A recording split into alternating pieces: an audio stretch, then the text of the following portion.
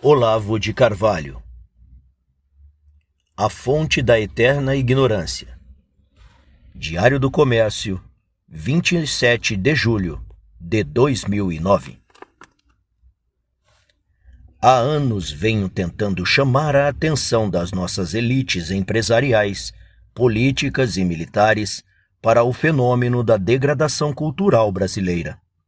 Mas não creio que até agora tenha conseguido fazê-las enxergar a real dimensão do problema.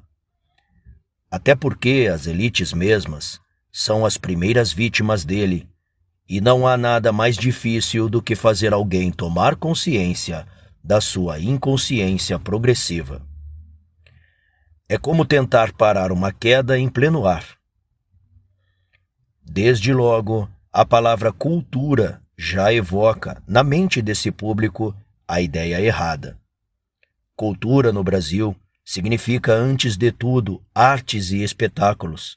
E as artes e espetáculos, por sua vez, se resumem a 3 funções: dar um bocado de dinheiro aos que produzem, divertir o povão e servir de caixa de ressonância para a propaganda política. Que a cultura devesse também tornar as pessoas mais inteligentes, mais sérias, mais adultas, mais responsáveis por suas ações e palavras. É uma expectativa que já desapareceu da consciência nacional faz muito tempo. Se o artista cumpre as funções acima, nada mais lhe é exigido, nem mesmo para lhe garantir o rótulo de gênio. Foi preciso, no Festival de Paraty, uma escritora irlandesa, Edna O'Brien, vir avisar aos brasileiros que Chico Buarque de Holanda não faz parte da literatura. Por si mesmos, jamais teriam percebido isso. Nos cursos universitários de letras, produzem-se milhares de teses sobre Caetano Veloso e o próprio Chico, enquanto escritores de primeira ordem e já consagrados pelo tempo, como Rosário Fusco, Osman Lins ou José Geraldo Vieira, são ignorados, já não digo só pelos estudantes, mas pelos professores. Até a Academia Brasileira, nominalmente incumbida de manter alto o padrão das letras nacionais, de há muito já não sabe distinguir entre o que é um escritor e o que não é. A hipótese de que o sejam senhores Luiz Fernando Veríssimo, Paulo Coelho e Marco Maciel jamais passaria pela cabeça de alguém habilitado, digamos, a compreender razoavelmente um poema de Eliot, ou a perceber a diferença de fôlego entre Claudel e Valère, isto é, de alguém que tem ao menos uma ideia aproximada do que é literatura. A alta cultura simplesmente desapareceu do Brasil. Desapareceu completamente, que já ninguém dá pela sua falta. Professor, o senhor quer ler um pedacinho? O senhor quer ler um pedacinho? Pode sim, mas sem viadagem hoje, sem frescurinha, que hoje eu tô puto, hein? Fiquei assistindo aquela porra daquele debate ontem e tive que ficar olhando aquela porra daquele ladrão sem vergonha, safado, acusar um presidente que nunca roubou ou nunca se aliou a Foro de São Paulo, essas porra aí que essa bosta desses partidecos se alia, falar aquele monte de groselha. Então, eu posso até falar, mas sem brincadeirinha, hoje que eu não tô de saco pra isso não, beleza? Tá bom, professor, o senhor que sabe.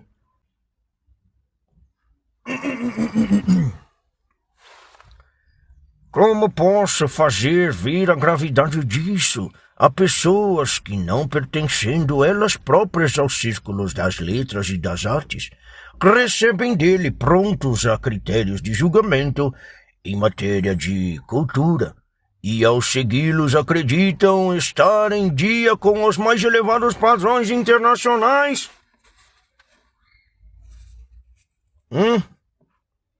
Como posso mostrar ao político, ao empresário, ao oficial das Forças Armadas, que cada um deles está sendo ludibriado por usurpadores subintelectuais, porra, e encaixilhado numa moldura mental incapacitante? Um exemplo talvez ajude. Não conheço um só membro das nossas elites que não tenham opiniões políticas sobre a política norte-americana. A base dessas nossas opiniões é o que leem nos jornais e veem nas TVs. Tá certo? Acontece que o instrumento básico do debate político nos Estados Unidos é o livro, porra, não é um artigo de jornal, um comentário televisivo ou a entrevista de rádio.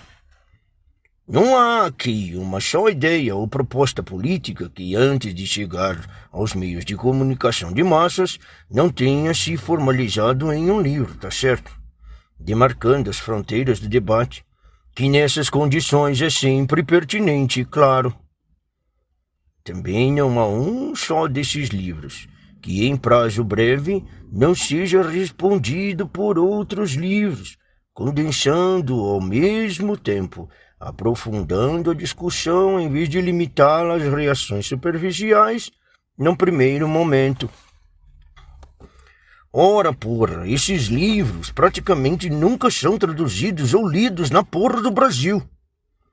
Se alguém os lê, deve mantê-los em segredo, pois nunca os vejo mencionados na nossa mídia. Seja pelos comentaristas usuais ou pelos acadêmicos iluminados que os chefes de redação tomam como seus gurus. Veja bem, o resultado.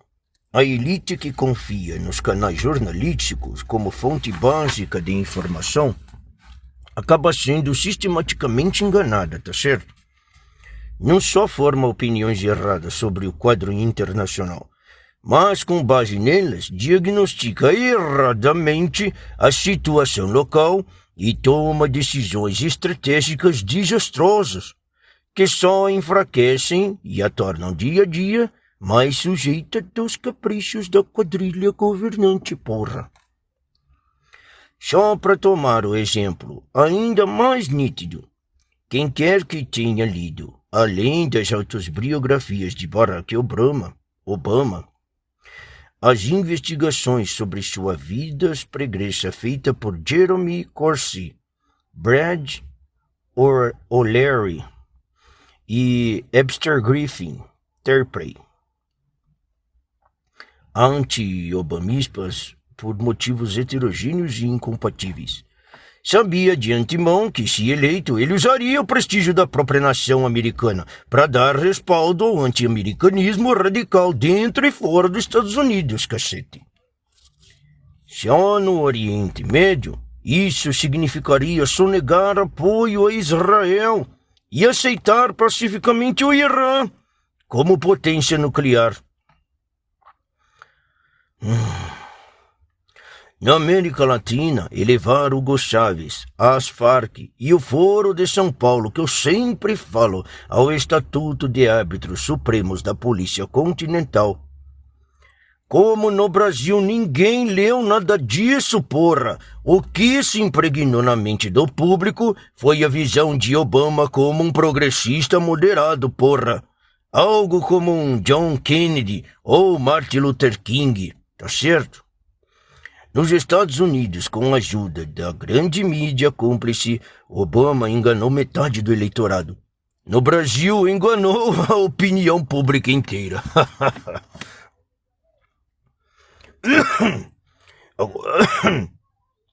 Agora só resta aos ludibriados atenuar retroativamente o vexame do engano mediante um novo engano, persuadindo-se de que até o governo americano apoia Hugo Chávez. É porque ele não é tão perigoso quanto parecia.